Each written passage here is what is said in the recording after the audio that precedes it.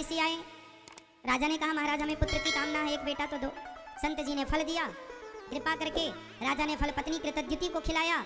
समय आने पर वह गर्भवती हुई और उन्होंने समय आने पर एक सुंदर से पुत्र को जन्म दिया। बेटा बड़ा हुआ 5 साल का। राजा की एक रानी को बेटा हुआ, बाकी जो रानियां थीं उन्हें जलन होने लगी कि राजा तो हमें प्यार ही नहीं करते। तब उन रानियों ने जलन के कारण इस बच्चे को जहर दे करके मार डाला। राधे राधे दोस्तों गुरुजी ने बताया कि आप भी किसी के छोड़कर जाने के बाद दुखी रहते हैं तो सुनो ये कहानी।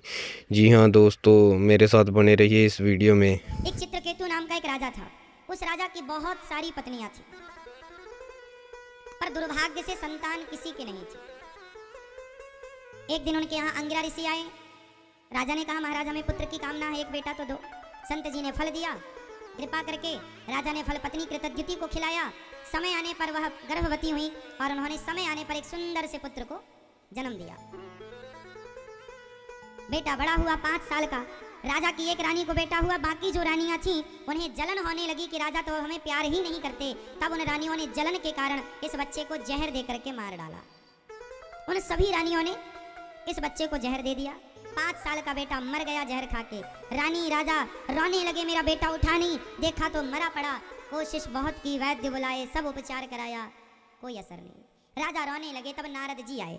श्री नारद जी ने कहा महाराज आप रो रहे हैं इतने बड़े राजा होकर, क्या बताएं महाराज ये पुत्र चला गया, क्या करें हम कि ये वापस आ जाए। नारद जी ने कहा गया हुआ आज तक कोई वापस आया? महाराज आप तो संत हो, कृपा करो हमारा बेटा हमें लौटा दो। नारद जी ने कहा ऐसा नहीं होगा, जाने दो इसे। ना ना महाराज आप दयालु संत हैं, कृपा करो।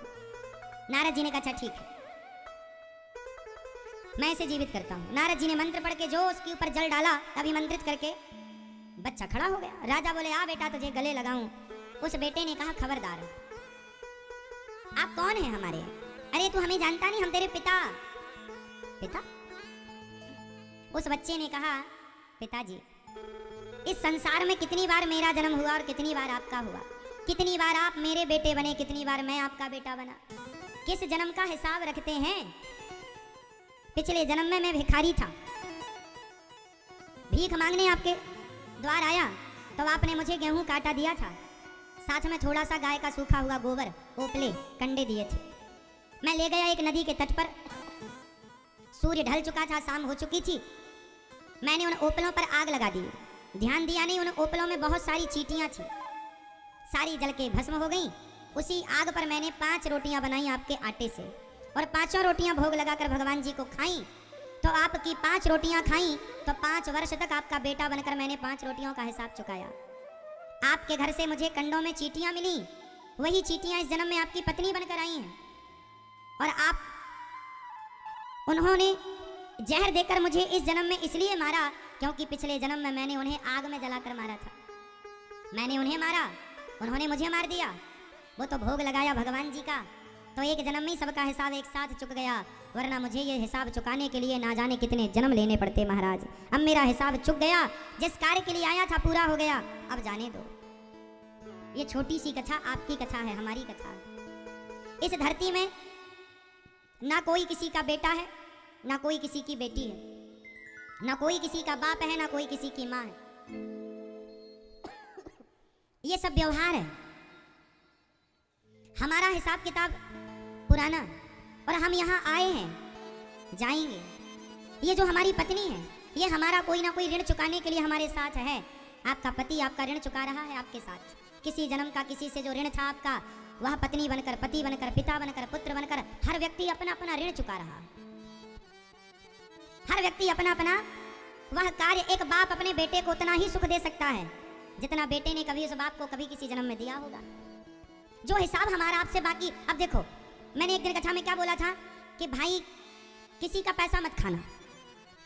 आप 10 रुपए खा के मर गए किसी का, तो वो 10 रुपए चुकाने के लिए आना पड़ेगा, या कुत्ता बनकर आओ, या नौकर बनकर आओ, या उसकी पत्नी बनकर आओ। अब कितनी पत्नियां हैं, कितनी पत्नी ऐसी होती हैं, कुछ पत्नियां जो अपने पति को मारती रहती हैं, गालियां देती हैं, अपमान करती हैं। ये कौन है? तुम्हारी पत्नी ही तुम्हें गालियां क्यों देती है? तुम्हारी पत्नी ही तुम्हारा अपमान क्यों करती है? कभी सोचा है? क्योंकि तुमने कभी उसको अपमानित किसी जन्म में किया होगा, तो वह इस जन्म में अपने अपमान का सारा बदला इस जन्म में ले रही है। जरूरी नहीं है कि आपने आज हमारा अपमान किया तो आज ही हम आपका अपमान करेंगे, नहीं। अब इस अपमान के बदले के लिए बहुत सारे जन्म हो सकते हैं। इसलिए अपमान सम्मान सबसे बचना चाहिए। मन भगवान में लगाओ, वही सब उलझन है। एक माँ थी, एक पत्नी थी, एक पति था। एक पति अपनी पत्नी को खूब मारता था, इस गाल में, और ले जाके उसका सिर दीवार से पटक देता। एक दिन तो खून बहाई आ गई। गुरुजी हमारे पति ने बहुत मारा है। तो गुरुजी ने कहा तेरे पति ने खाना पीना दिया कि नहीं? हाँ खाना पीना तो प्रॉपर देता है, जाओ घर। दूसरे दिन फिर पिटाई हुई, दूसरे दिन भागी आई, गुरुजी आज बहुत मारा, देखो यहाँ लाल लाल हो गया पीठ में। गुरुजी ने कहा खाना पीना दिया? हाँ खाना दिया, जा। तीसरे दिन फिर आई, गुरुजी बहुत मारा आज फिर। गुरुजी ने कहा खाना पीना देता? अरे देता है। वो सब छोड़ो, ये बताओ मारा क्यों उसने? क्यों मारता वो हमें? हमने क्या बिगाड़ा है उसका? क्यों मारता हमें वो? गुरुजी बोले तूने उसे मारा था पिछले जन्म में। मैंने उसे मारा? तू उसकी सौतेली माँ थी पिछले जन्म में। आज जो तेरा पति है, पिछले जन्म में तू उसकी क्या थी? सौतेली माँ। बहुत मारती थी तू उसको, बांध करके धूप में पटक देती थी। 4-4 दिन उस बच्चे को खाना नहीं देती थी। अच्छा है कि कम से कम तुझे वो इस जन्म में खाना दे रहा है। जितना तूने सताया है ना, उतना वो सता ही नहीं रहा है तुझे। सहना पड़ेगा। जितने थप्पड़ तुमने उसे मारे हैं, एक का ब्याज सहित मारता है। तुम माँ थी उसकी, सौतेली माँ थी, मारता इस जन्म में वो तुम्हारा पति बनकर आया है, तुम्हें मार रहा है। भोगो, कर्म दंड है ये। को ना काहू को सुख दुख कर दाता, निज कृत कर्म भोग सब भ्राता।